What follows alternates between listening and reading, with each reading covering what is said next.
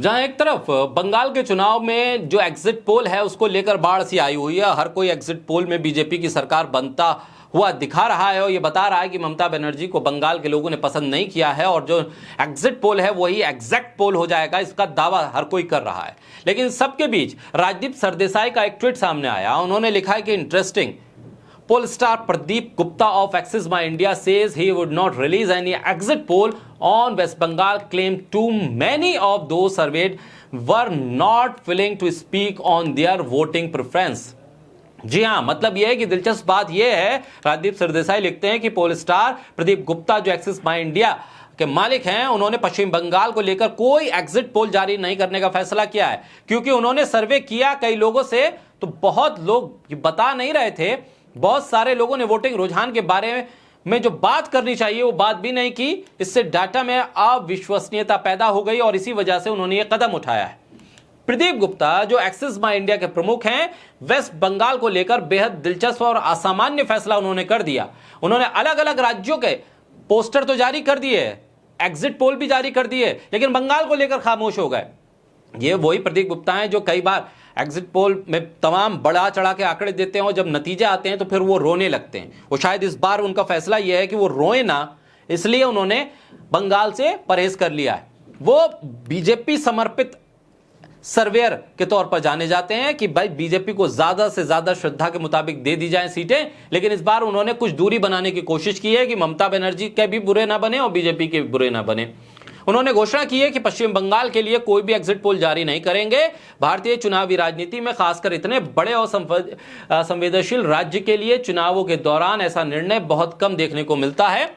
आमतौर पर चुनाव समाप्त होते ही अलग अलग एजेंसियां एग्जिट पोल कराती हैं। इसमें मतदाताओं के रुझान, संभावित विजेताओं और सीटों के अनुमान पेश किए जाते हैं। लेकिन इस बार प्रदीप गुप्ता ने कुछ अलग रास्ता चुना, या फिर यूं कहें कि बीच का रास्ता चुन लिया। ना इसके बुरे बने ना उसके बुरे बने, रोने से भी बच जाएंगे। उनका कहना है कि पश्चिम बंगाल में सर्वेक्षण के दौरान बड़ी संख्या में मतदाता अपनी वास्तविक वोटिंग पसंद बताने के लिए तैयार नहीं थे। कई लोगों ने सवालों का जवाब देने से इनकार कर दिया, जबकि कुछ ने स्पष्ट रूप से अपनी राजनीतिक पसंद छिपाई। इसकी वजह से जो डाटा तैयार हुआ वो अधूरा और असंतुलित लगा। किसी भी एग्जिट पोल की विश्वसनीयता इस बात पर निर्भर करती है कि लोग कितनी ईमानदारी और खुलेपन से जवाब देंगे। यही उत्तरदाता ही सही जानकारी साझा ना करे तो फिर निष्कर्ष गलत निकलेगा। प्रदीप गुप्ता ने यह भी संकेत दिया है कि पश्चिम बंगाल का राजनीतिक माहौल इस बार काफी संवेदनशील और तनावपूर्ण था। राज्य में लंबे समय से राजनीतिक ध्रुवीकरण, दलों के बीच तीखी प्रतिस्पर्धा और कई क्षेत्रों में हिंसा या दबाव की खबरें भी सामने आई।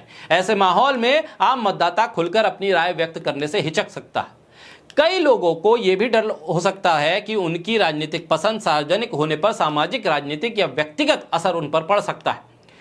अब ऐसे में सवाल यह है कि बाकी जो एजेंसियां जिन्होंने सर्वे के नाम पर एग्जिट पोल जारी कर दिया, उनको क्या खुलकर लोगों ने बता दिया? उनको बिल्कुल सही सही बता दिया, सिर्फ प्रदीप गुप्ता को गलत बताने लगे?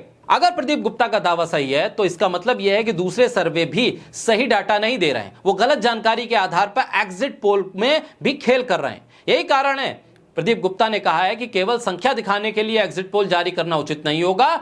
यदि डाटा भरोसेमंद नहीं है तो अनुमान केवल भ्रम पैदा कर सकता है। एक जिम्मेदार पोलस्टर के तौर पर उन्होंने अधूरी या संदिग्ध जानकारी के आधार पर भविष्यवाणी करने के बजाय चुप रहना बेहतर समझा।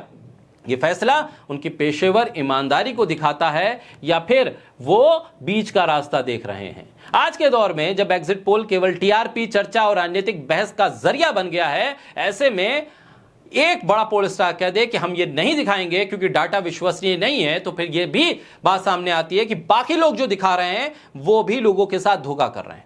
सर्वेक्षण केवल आंकड़ों का खेल नहीं बल्कि भरोसा और वैज्ञानिक पद्धति का विषय होता है। पश्चिम बंगाल राज्य में जहां चुनाव केवल राजनीतिक नहीं बल्कि भावनात्मक, सामाजिक स्तर पर भी गहराई से जुड़ा है, मतदाता की चुप्पी भी सवाल खड़े कर रही है। प्रदीप गुप्ता का निर्णय गंभीरता को भी दिखा रहा है और यह भी बता रहा है कि कितना बड़ा खेल होता है एग्जिट पोल में। यह फैसला एग्जिट पोल ना करने का मामला नहीं है बल्कि चुनावी विश्लेषण में जिम्मेदारी और पारदर्शिता से भी दूर रहने का मामला है।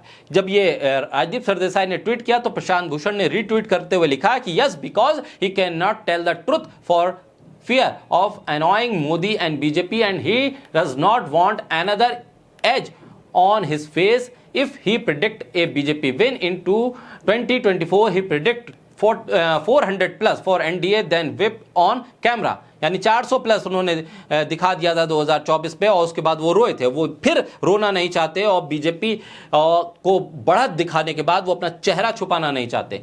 नरेंद्र नाथ मिश्रा ने इस सब के बीच में एक ट्वीट किया और उन्होंने बताया कि वेस्ट बंगाल को लेकर जो इनॉग्मस नाम का एग्जिट पोल है, उसने ममता बनर्जी यानी टीएमसी को 222 सीटें दी हैं और बीजेपी को 71। यह भी एक एग्जिट पोल है और अंतिम 2 चुनावों में इसका नंबर काफी सटीक आया है, यह भी उन्होंने बताया नरेंद्र नाथ मिश्रा ने। यानी एक तरफ तो इनॉग्मस जैसे एग्जिट पोल हैं जो पिछले 2 बार से अपने सटीक आंकड़ों की वजह से चर्चा में है और इस बार बता रहे हैं कि ममता बनर्जी 222 पे पहुंचेंगी, और फिर बाकी कई सर्वे ऐसे हैं जो ये बता रहे हैं कि भाई बीजेपी सत्ता में आएगी। लेकिन प्रदीप गुप्ता जैसा बड़ा खिलाड़ी इस पूरे मामले का एग्जिट पोल का, वो कह रहा है कि हम चुप रहेंगे क्योंकि बंगाल का मतदाता हमें सही जानकारी नहीं दे रहा था। अब प्रदीप गुप्ता सही है या बाकी एग्जिट पोल सही है, ये तो नतीजों के बाद पता चलेगा। लेकिन अगर प्रदीप गुप्ता सही है कि बंगाल का मतदाता सही जानकारी नहीं दे रहा है, तो बाकी एग्जिट पोल पर भी सवाल खड़े हो जाते हैं।